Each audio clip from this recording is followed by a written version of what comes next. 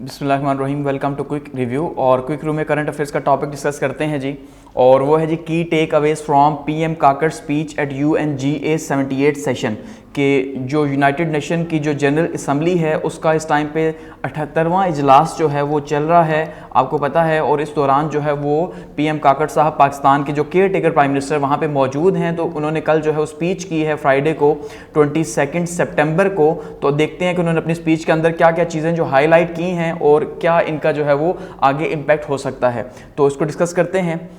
अब सबसे पहले उन्होंने स्पीच कहाँ पे की जी, उन्होंने की जी यूनाइटेड नेशन की जनरल असम्बली जो है, जैसे आपको मैंने लास्ट लेक्चर में बताया था कि भाई जैसे पाकिस्तान के अंदर असम्बली है तो उसी तरह से जो जनरल असम्बली है यूनाइटेड नेशंस के अंदर, जहाँ पे पूरी दुनिया के ममालिक जो हैं जो UN के साथ रजिस्टर्ड हैं वहाँ पे आते हैं हर साल, और आके वहाँ पे जो है वो अपने मसले मसाइल, अपने इश्यूज़ जो है वो डिस्कस करते हैं और एक थीम के ऊपर बात करते हैं, सोलिडेरिटी के ऊपर बात करते हैं। अब 78 सेशन है, ये 78वां सेशन है UN का, उसके अंदर जो है बातचीत की गई है और ये न्यूयॉर्क के अंदर है। तो फ्राइडे को 22 सितंबर 2023 को जो है पाकिस्तान के प्राइम मिनिस्टर का नंबर आया, तो उन्होंने जो है वो स्पीच की है और उन्होंने क्या बातें की हैं।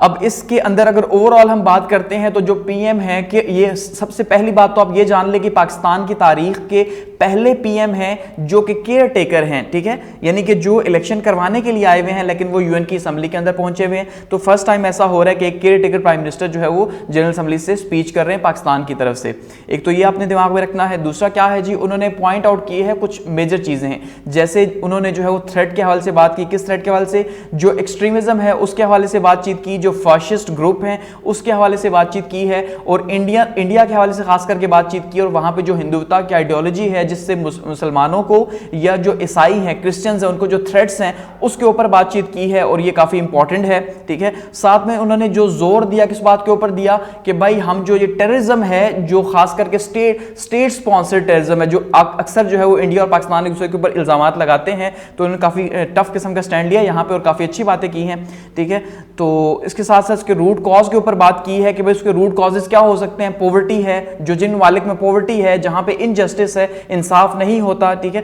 तो ऐसे ममालिक में जब या जो बाहर से लोग दूसरे ममालिक में आके बैठ जाते हैं तो वहां पे क्या है, वहां पे इस तरह के हालात में देखने को मिलते हैं कि वहां पे टेररिज्म है। तो इस तरह से कुछ बातें जो की हैं इनको अब वन बाय वन हम डिस्कस करते हैं और देखते हैं इनका क्या इंपैक्ट है। ओवरऑल अगर हम कहें तो शायद ये एक बैलेंस स्पीच थी, लेकिन बहुत से लोग इसके ऊपर तनकीद भी कर रहे हैं, तो देखते हैं। अब सबसे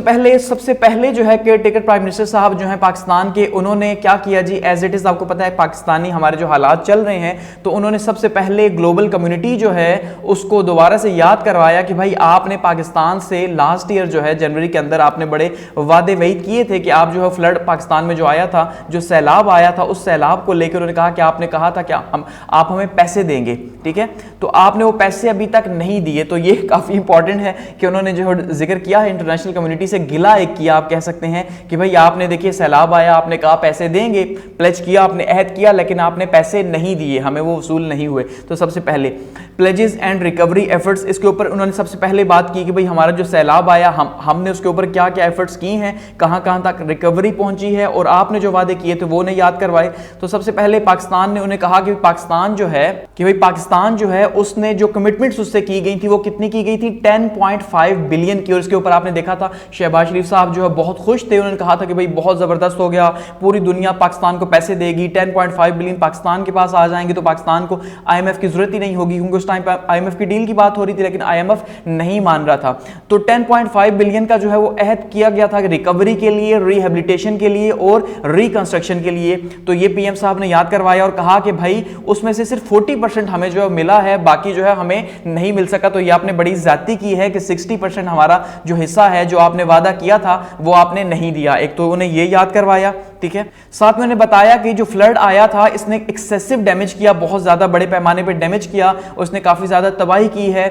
और बताया है कि भाई पाकिस्तान में जो बड़ी बड़ी आफतें आई हैं उनमें से ये तीसरे नंबर पे ऐसा नुकसान था जो पाकिस्तान को काफ़ी ज़्यादा हुआ, उसके डैमेज के हिसाब से, ज़िंदगी जो अमवात हुई उस हिसाब से। तो ओवरऑल यानी उन्होंने बताया कि भाई ये काफ़ी बड़ा फ्लड था, ये कोई नॉर्मल फ्लड नहीं था। तो आपने वादे वहीद किए लेकिन इसके बावजूद आपने जो है वो पैसे नहीं दिए, जबकि हमारे लोग जो है डिस्प्लेस हुए, उनके घर जो है उजड़ गए, और अब वो बेचारे जो है वो वैसे ही बेसर सामान बैठे हुए हैं। तो हम अपनी तरफ से कोशिश कर रहे हैं लेकिन हम उनको उस तरह से जो है वो रिलीफ नहीं दे पा रहे, क्योंकि हमारी जो माशी हालात हैं वो उस तरह के नहीं है। तो सबसे पहले उन्होंने क्या किया जी, उनको वादे याद करवाए इंटरनेशनल कम्युनिटी को, और ये एक अच्छा प्लेटफॉर्म है, जाहिर बात है वहीं पे याद करवाए जा सकते हैं। और साथ में बताया कि भाई हमें पैसे नहीं मिले जबकि हमारा लॉस इतना ज्यादा हो गया। फिर साथ में पीएम साहब ने हाईलाइट किया जी कि हमारे जो चैलेंजेस हैं वो ट्रिपल चैलेंजेस हैं, ठीक है। जैसे ज़ल्मी खलीलज़ाद साहब ने भी 6 माह पहले जो ट्वीट किया था कि पाकिस्तान को जो है वो ट्रिपल चैलेंजेस का इस टाइम पे सामना है, तो उसमें पीएम काकड़ साहब ने भी कहा कि हमें ट्रिपल चैलेंजेस का सामना है। एक तो फ्लड जो है वो फूड का जो है हमें इश्यूज हैं, चैलेंजेस हैं, फ्यूल के चैलेंजेस हैं, ठीक है जी, यानी कि तो फूड जो हमारे जो ग़िज़ा के इश्यूज है, जाहिर बात है सैलाब जब आया तो उसकी वजह से हमारे मुल्क में जो कात हुआ फूड की कमी का, तो फूड चैलेंजेस पैदा हुए, ठीक है। और दूसरे नंबर पे फ्यूल है, आपने देखा उन्होंने हाईलाइट किया कि भाई लास्ट टाइम हमारे जो एनर्जी के बिल्स अभी अगस्त में जो आए हैं, आपने देखा कि वो किस लेवल पे आए थे, तो उसको भी हाईलाइट किया कि भाई हमारा जो फ्यूल के जो इश्यूज है वो बहुत ज़्यादा हैं, और फाइनेंस के इश्यूज हैं ड्यू टू कोविड के जो इम्पैक्ट हैं उसको लेके, क्लाइमेट चेंज को लेके और इन चीज़ों को लेके हमारा जो पैसा है, यानी वो हम जो पैदा कर रहे हैं वो हमारी नीड्स ही पूरी नहीं कर रहा, तो हम कहाँ से क्लाइमेट को देखेंगे या कोविड जैसे इश्यूज पाकिस्तान के जैसे गरीब मालिक कैसे जो है फेस कर सकते हैं। तो इन्होंने जो है वो 3 चैलेंजेस बताए हैं। तो जो ज़ल्मी खलीलज़ाद साहब ने बताए थे वो तो खैर डिफरेंट थे, इससे उन्होंने कहा था कि भाई पॉलिटिकल इंस्टेबिलिटी है, इकोनॉमिक इंस्टेबिलिटी है, और साथ में जो है वो इस्तेहकाम जो है वो पाकिस्तान के अंदर आया हुआ टेररिज्म के हवाले से, तो खैर इन्होंने जो है ये हाईलाइट किए हैं। और साथ में बताया है कि ये बहुत बड़ा इश्यू है डेवलपिंग कंट्रीज के लिए, पाकिस्तान जैसे, ऐसा नहीं है कि आप इनको जो है वो छोटे प्रॉब्लम समझे, ये पाकिस्तान जैसे ममालिक के लिए काफी बड़े प्रॉब्लम्स हैं। तो पाकिस्तान 3 तरह के जो है वो प्रॉब्लम्स इस टाइम पे फेस कर रहा है। Sustainable development goals and climate change commitments, इसके हवाले से उन्होंने बताया है या बातचीत की है कि भाई सस्टेनेबल डेवलपमेंट गोल भी आपको पता है जो एनवायरमेंटल साइंस पढ़ते हैं कि जो सस्टेनेबल डेवलपमेंट गोल्स हैं ये भी एक्चुअली में यूएन के अंडर ही हैं, कि यूएन के जो सस्टेनेबल डेवलपमेंट गोल हैं कि भाई उन्होंने ऐसी तरक्की करनी है जो पायदार हो और जिसमें क्लाइमेट जो है या माहौल जो है उसको ज्यादा नुकसान ना हो। तो उसी को लेकर उन्होंने जो है वो बताया है कि भाई हम उसके ऊपर भी काम कर रहे हैं, डेवलपमेंट गोल्स के ऊपर भी, और क्लाइमेट की जो कमिटमेंट्स हैं उसको भी हम देख रहे हैं। गो कि हमारा शेयर बहुत कम है लेकिन फिर भी जो है हम इस चैलेंजेस के अंदर हैं, क्योंकि जी देखिए सस्टेनेबल डेवलपमेंट के जो गोल्स हैं यूएन के वो लिंक कर रहे हैं क्लाइमेट से, तो क्लाइमेट को हम जब तक साथ नहीं रखेंगे तब तक हम जो है वो सस्टेनेबल ग्रोथ की तरफ नहीं जा सकते। अदरवाइज हम ग्रोथ की तरफ तो जाएंगे, जंगलात तो काटेंगे, लेकिन उसका नुकसान क्या होगा? उसका नुकसान ये होगा कि फ्लड्स जैसे पाकिस्तान में आ रहे हैं, तो इस तरह के बहुत से चैलेंजेस हैं। तो सस्टेनेबल डेवलपमेंट में जाहिर बात है हम तरक्की भी करेंगे लेकिन हमें साथ में माहौल को भी देखना होगा, और यही यूएन का स्लोगन है। तो ऐसे में पीएम काकड़ साहब ने यहाँ पे उन्हें जो है वो याद करवाया कि भाई आप अपने जो वादे हैं जो क्लाइमेट को लेके और जो सस्टेनेबल डेवलपमेंट्स को लेके बड़े ममालिक ने किए हुए हैं कि भाई इस डेवलपमेंट के लिए ज़रूरी है कि वो क्या करें, गरीब ममालिक जो है या जो डेवलपिंग कंट्रीज हैं उनकी मदद करें। आपने कहा हुआ है तो आप अब मदद करें, ये कहा जा रहा है, ठीक है। तो क्लाइमेट के चैलेंजेस हैं उसको लेके, और जो फाइनेंस है जो कहा गया था कि भाई 100 बिलियन जो है वो जमा किए जाएंगे, किसके लिए जमा किए जाएंगे? और गरीब मालिक को देने के लिए क्लाइमेट के इश्यूज की वजह से। तो जो आपके एलोकेशन है फंड्स की क्लाइमेट को लेके वो जो है उसमें हेल्प कर सकते हैं आप। इसी तरह से उन्होंने कहा कि भाई जो डिस्ट्रीब्यूशन हो रही है बहुत ही ज्यादा अनफेयर है। ये एक अच्छी बात किया उन्होंने कि भाई डिस्ट्रीब्यूशन हो तो रही है लेकिन वो जियो पॉलिटिक्स के अकॉर्डिंगली हो रही है, यानी कि ममालिक की जो लोकेशंस हैं और जिसके साथ ताल्लुकात है उसके अकॉर्डिंगली डिस्ट्रीब्यूट कर रहे हैं, अदरवाइज वो डिस्ट्रीब्यूट जिनको होना चाहिए उनको नहीं हो रहा। तो उसकी डिस्ट्रीब्यूशन के ऊपर भी बातचीत की और ये काफी इंपॉर्टेंट इशू उन्होंने हाईलाइट किया। इसके साथ साथ उन्होंने बात की है जी इकोनॉमिक रिकवरी एंड डेवलपमेंट की, कि पाकिस्तान के अंदर जो माशी हालात हैं पूरी दुनिया उसे जानती है कि वो कैसे हालात बने हुए हैं और हम किन क्राइसिस में से गुजर रहे हैं, तो उनके ऊपर भी उन्होंने बातचीत की और साथ में रिकवरी एफर्ट्स के ऊपर भी बातचीत की। काकड़ साहब ने बताया है कि भाई पाकिस्तान जो है वो कमिटेड है कि वो रैपिड इकोनॉमिक रिकवरी की कोशिश कर रहा है, कि जो हालात बहुत खराब हैं इसे वो तेजी से आगे लेके जाए, ठीक है। दूसरा उन्होंने बात की है जी स्टेबलाइज्ड फॉरेन एक्सचेंज की, कि उसके ऊपर भी जैसे एफआईए वगैरह छापे मार रहे हैं तो उन्होंने गवर्नमेंट के एफर्ट्स को बताया कि भाई हम कोशिश कर रहे हैं। और इसमें उन्होंने बातचीत की कि आईएमएफ ने भी हमें सराहा है, कि आईएमएफ की जो चीफ की हमने एक दिन पहले बात की थी कि उनकी मीटिंग हुई थी, इसी के दौरान यूएनजीए के समिट के दौरान ही जो है मीटिंग के साथ बातचीत हुई थी। उन्होंने कहा था कि भाई आप जो है गरीब को जो है रिलीफ दे और अमीर के ऊपर टैक्स लगाएं, ठीक है। तो उसके हवाले से भी बातचीत की गई कि भाई उन्होंने भी हमें सराहा है कि आप जो है अब एफर्ट कर रहे हैं, तो जिससे फॉरेन एक्सचेंज के जो रिजर्व्स हैं उसको भी हम काबू करने की कोशिश कर रहे हैं। और इसी तरह से जो डोमेस्टिक रेवेन्यूज है उसको एक्सपेंड करने की कोशिश की जा रही है टैक्स के थ्रू, ठीक है। और मोबिलाइज किया जा रहा है डोमेस्टिक और एक्सटर्नल इन्वेस्टमेंट्स को, कि किसी तरह से अंदरूनी और बैरूनी जो है वो ऐसा माहौल बनाया जाए कि जहां पे जो है फॉरेन डायरेक्ट इन्वेस्टमेंट आ सके और मुल्क जो है वो तरक्की कर सके। तो ये एफर्ट्स जो है वो वहां पे काकड़ साहब ने हाईलाइट की हैं। और साथ में बताया है कि हम इसके लिए जो है हमने क्या किया जी, SIFC बनाई है, यानी कि स्पेशल इन्वेस्टमेंट जो यूनिट है बनाया फैसिलिटेशन काउंसिल का, वो बनाई भी है, और जिसका प्योर पर्पस है पाकिस्तान की जो इकोनॉमिक रिकवरी है उसका पर्पस जो है वो SIFC के हवाले किया हुआ है कि पूरा एक ढांचा बना दिया गया कि जिसके थ्रू हम रिकवरी कर रहे हैं। तो ये चीजें वहां बताई हैं। साथ में बताया है कि भाई CPEC का जो है वो जो गेम चेंजर है उसका फेज 2 जो है वो स्टार्ट हो चुका है पाकिस्तान के अंदर, उसके ऊपर जो है काम हो रहा है। ये बहुत ही क्रूशियल स्टेप है पाकिस्तान के लिए, क्योंकि पाकिस्तान जो अपनी पॉलिसी शिफ्ट कर रहा है, ठीक है, जियो इकोनॉमिक्स से जियो स्ट्रेटेजिक्स से जियो इकोनॉमिक्स की तरफ, ठीक है ना, यानी कि पहले पाकिस्तान यूएस के ब्लॉक का हिस्सा, तो जाहिर बात है असला वगैरह खरीदना और वही चीजें थी, तो अब जियो इकोनॉमिक्स को पाकिस्तान लेके चल रहा है क्योंकि पाकिस्तान की नीड है। तो ये चीजें वहां पे हाईलाइट की गई हैं। और इससे पहले आपने देखा कि काकड़ साहब के ऊपर जो है वो एक दिन पहले काफी ज्यादा तनकीद भी हुई कि उनसे जब एक इंटरव्यू में पूछा गया वहीं पे सेशन के दौरान, तो उन्होंने कहा कि भाई चाइना के ताल्लुकात पाकिस्तान के साथ बिल्कुल वैसे ही हैं जैसे यूएस के जो है वो इजराइल के साथ हैं। तो उन्होंने यानी ये कहा कि पाकिस्तान जो है वो चाइना का इजराइल है जैसे यूएस जो है। तो इसके ऊपर काफी पाकिस्तान के अंदर भी तनकीद हुई कि भाई आप इजराइल के साथ पाकिस्तान को क्यों मैच कर रहे हैं, वो तो एक जो है वो जैसे हम कहते हैं इलेजिटिमेट रियासत है, वो गाज़बियत वाली रियासत है, फलस्तीनियों को उनके हुकूक नहीं देती, तो आपने इतना बुरा जो है वो कैसे जो है कंपैरिजन कर लिया, एक आजाद खुद मुख्तार एक आइडियोलॉजिकल कंट्री जो कलमा के नाम के ऊपर बना, आप उसको इजराइल से कैसे मैच कर रहे हो। तो इसके ऊपर काफी ज्यादा तनकीद भी हुई, लेकिन उन्होंने हाईलाइट करने की कोशिश की अपनी तरफ से कि भाई देखिए इंपॉर्टेंस की बात की कि भाई जैसे अमेरिका किसी भी सूरत जो है इजराइल को नहीं छोड़ सकता, वैसे ही चाइना जो है वो पाकिस्तान को नहीं छोड़ सकता, और वैसे ही पाकिस्तान भी चाइना को नहीं छोड़ सकता। दोनों जो है वो डिपेंडेंट है एक दूसरे के ऊपर। तो इस चीज की एक दिन पहले उन्होंने बातचीत की थी, तो ये यहां पे हाईलाइट किया गया इकोनॉमिक रिकवरी और डेवलपमेंट को। इसके साथ साथ मजीद उन्होंने बताया जी फोकस ऑन पीस एंड की रीजनल इश्यूज, कि पाकिस्तान जो है वो किसके ऊपर काम कर रहा है जी, जो रीजनल इश्यूज हैं, जिसमें अफगानिस्तान हमारा सबसे इंपॉर्टेंट रीजनल इशू है, कश्मीर हमारा रीजनल इशू है, इसी तरह से इंडिया के साथ हमारे ताल्लुकात रीजनल इश्यूज हैं, ठीक है, और इनके ऊपर हम बात कर रहे हैं। और हमारा जो मेन फोकस है वो अमन का है, हम अमन चाहते हैं, ठीक है। यहां पर काकड़ साहब ने इस हवाले से बातचीत की,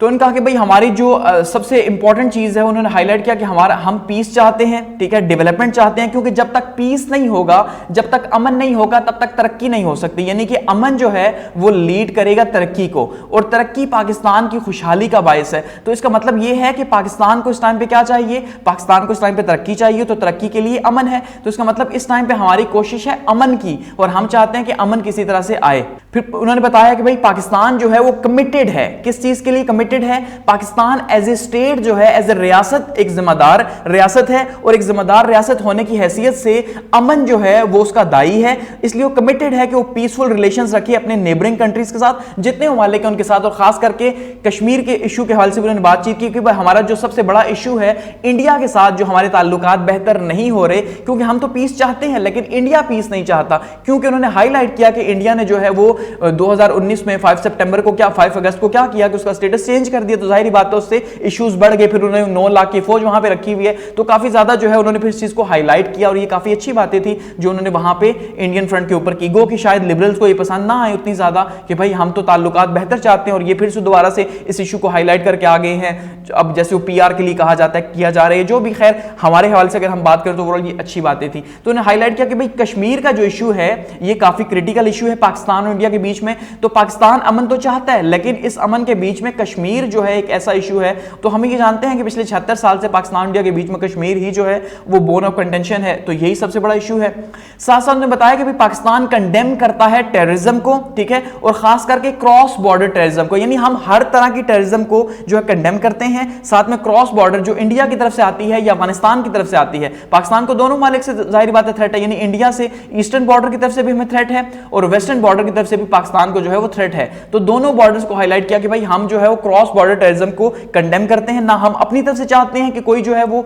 इंडिया में जाके धमाके करे या अफगानिस्तान में जाके धमाके करे, तो हम भी ये नहीं चाहते कि जैसे TTP जो है वो हमारे लिए इस टाइम पे बड़ा थ्रेट है। उन्होंने हाईलाइट किया TTP को कि किस तरह से पाकिस्तान के अंदर वो वापस आ रही है, और ये सिर्फ ऐसा नहीं है कि पाकिस्तान का इशू है बल्कि ये आलमी अमन का इशू है, ठीक है। तो ये वहां पर उन्होंने उजागर किया TTP को, इस तरह से कश्मीर के हवाले से इंडिया का जो रोल है उसको भी जो है वो किया, और साथ में कहा कि हम कोशिश कर रहे हैं कि जो ह्यूमैनिटेरियन असिस्टेंस दे सके अफगानिस्तान को वो भी जारी रखेंगे। कि अब ये एक अलग बात है कि अफगानिस्तान हमसे आगे जा चुका है, उसकी करेंसी हमसे बेहतर हो चुकी है, तो ये बात शायद वहां पे कुछ लोग हंसे होंगे, लेकिन ये है कि हम कोशिश कर रहे हैं कि हम फैसिलिटेट कर सके तालिबान की गवर्नमेंट को रिकॉग्नाइज करवाने के लिए, तो इस तरह जो है वो और इकोनॉमिक रिवाइवल रीजन के अंदर आ सके। तो ये काफी इंपॉर्टेंट जो है उन्होंने बातचीत की है यहां पे।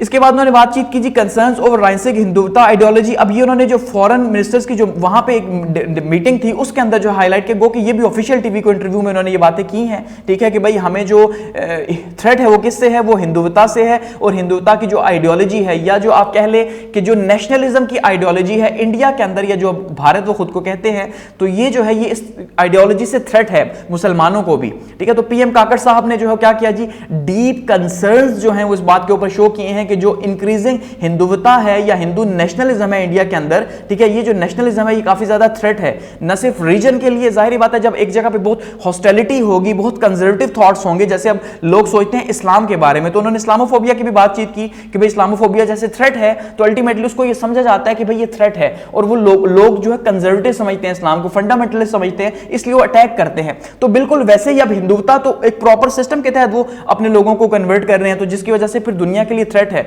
और साथ में उन्होंने बताया कि ये हमारे लिए थ्रेट नहीं है, ये इंटरनेशनल कम्युनिटी के लिए थ्रेट है इंडिया जो कर रहा है, ठीक है, यानी यूनाइटेड स्टेट्स के लिए भी थ्रेट है कि अमेरिका के अंदर भी इसके असरात हमें देखने को मिलेंगे। और फिर साथ में उन्होंने इससे लिंक किया, किससे लिंक किया जी, इसको लिंक किया उन्होंने आइडियोलॉजी को कि जो सिख की किलिंग हुई है कनाडा के अंदर, इसके ऊपर ऑलरेडी हम बात कर चुके हैं, हरजीत सिंह की जो किलिंग हुई है उसको लेके कि भाई वो इंडियन एजेंसी जो है उसी ने मरवाया है, और ये एक बहुत ही खतरनाक बात ऑफिशियली उन्होंने की है, खैर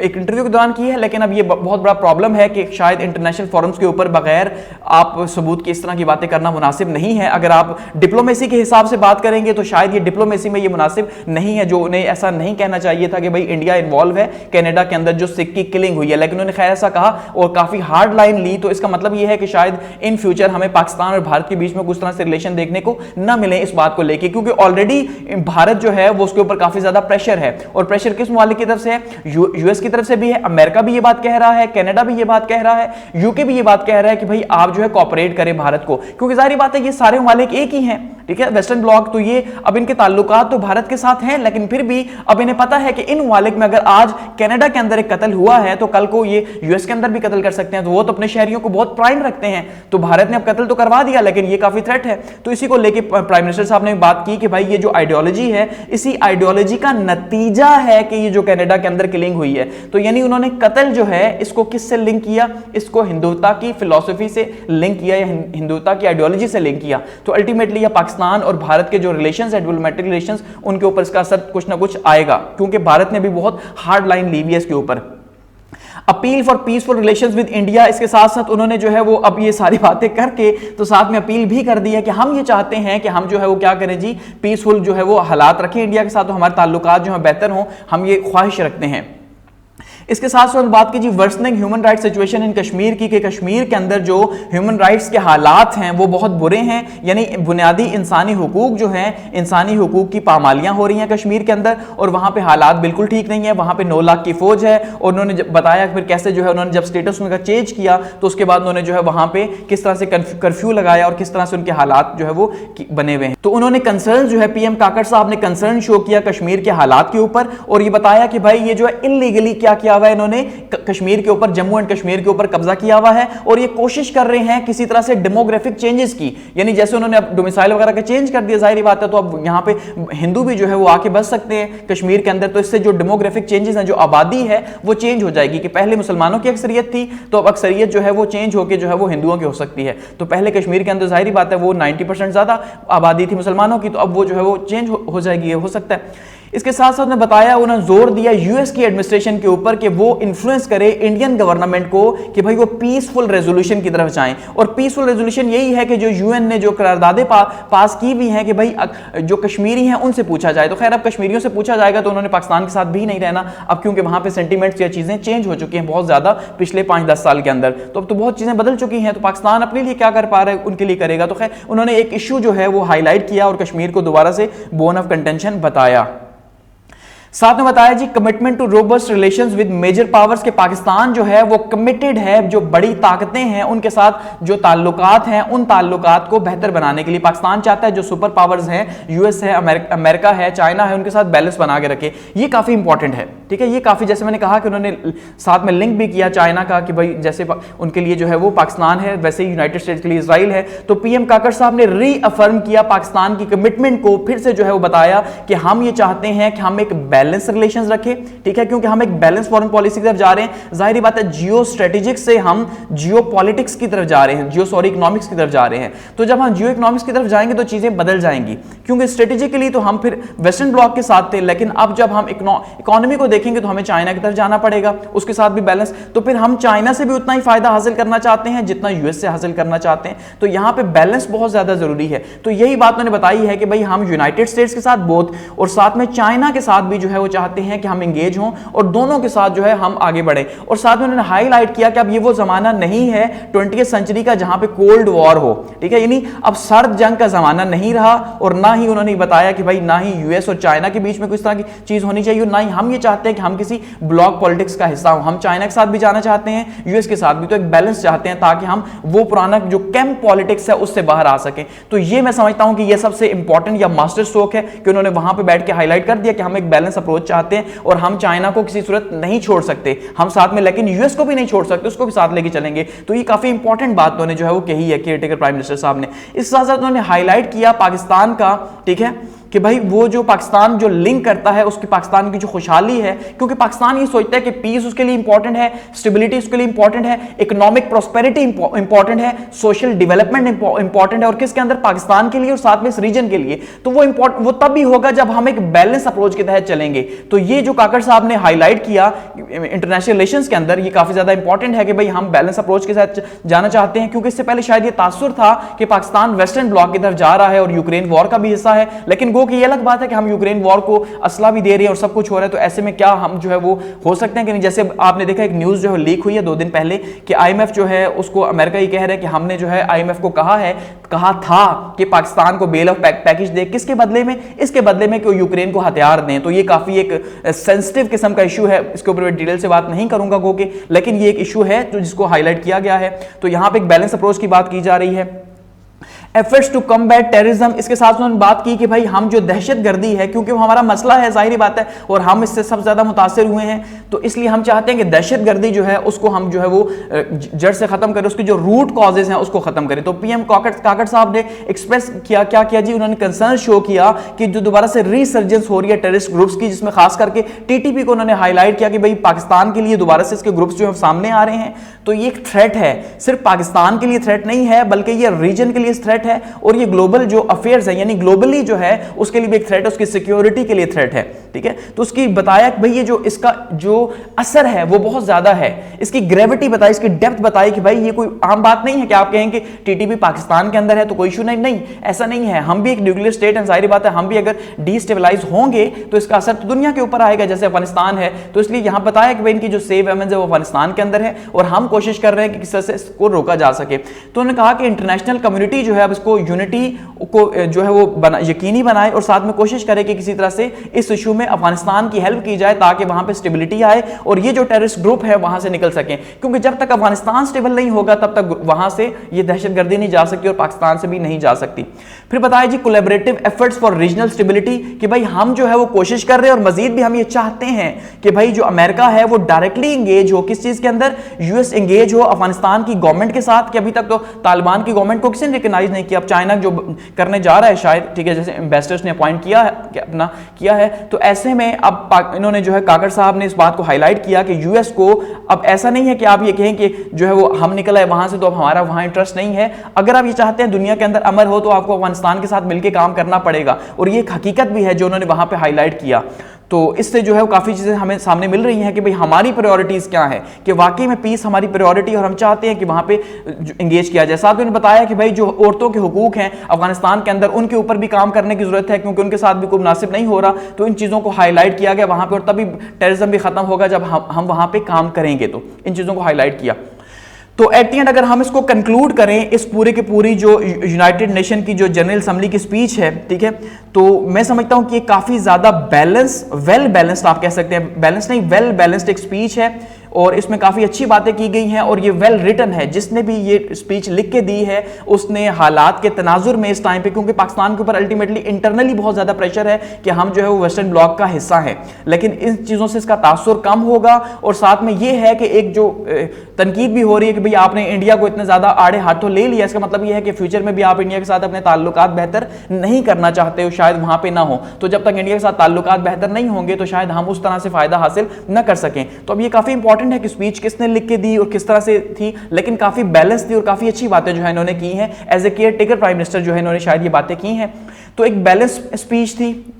थी ये, और इंडियन एजेंडे के ऊपर बातचीत की गई और उनकी हिंदुत्वता को हाईलाइट किया गया काफी ज्यादा। ठीक है, पीस एफर्ट्स के ऊपर बात की कि भाई हम तो अमन चाहते हैं क्योंकि हमें डेवलपमेंट चाहिए और अमन के बगैर डेवलपमेंट नहीं हो सकती। टेररिज्म की बात की, क्रॉस बॉर्डर टेररिज्म की बात की, स्टेट स्पॉन्सर्ड टेररिज्म की बात की, क्लाइमेट चेंज के ऊपर बात की और कहा कि भाई हमें पैसे दिए जाएं और जो आपने वादा किया था वो भी दिए जाएं। इकोनॉमिक अफेयर्स के ऊपर बातचीत की और बताया कि भाई जियो स्ट्रेटेजिक से जियो पॉलिटिक्स की तरफ हम जा रहे हैं, और हाईलाइट किया इंपॉर्टेंस ऑफ पाक चाइना रिलेशन को भी, ये काफी इंपॉर्टेंट है। यानी इससे वेस्ट को एक तो चीज क्लियर हो गई होगी कि इसका मतलब यह है कि पाकिस्तान किसी भी सूरत में चाइना को नहीं छोड़ सकता, क्योंकि जब यूएस जो है वो इजराइल को नहीं छोड़ सकता, क्योंकि अभी अलाइनमेंट है नहीं, लेकिन चलें अगर हम इसको समझने के लिए बात करते हैं तो यूएस अगर इजराइल को नहीं छोड़ सकता किसी भी सूरत, तो पाकिस्तान चाइना को नहीं छोड़ सकता। इस हवाले से आप बात कर सकते हैं। तो इसका मतलब यह है कि उन्होंने एक कंफर्म कर दिया कि भाई आप ऐसा हमें ना कहें, हम बैलेंस अप्रोच के तहत चलेंगे। तो अब ऐसे में नेक्स्ट गवर्नमेंट कैसे अपनी पॉलिसी बनाएगी, क्या चीजें होगी, काफी ज्यादा इंपॉर्टेंट है। तो एट द एंड हम ये कह सकते हैं कि काफी बैलेंस और बेहतर स्पीच थी।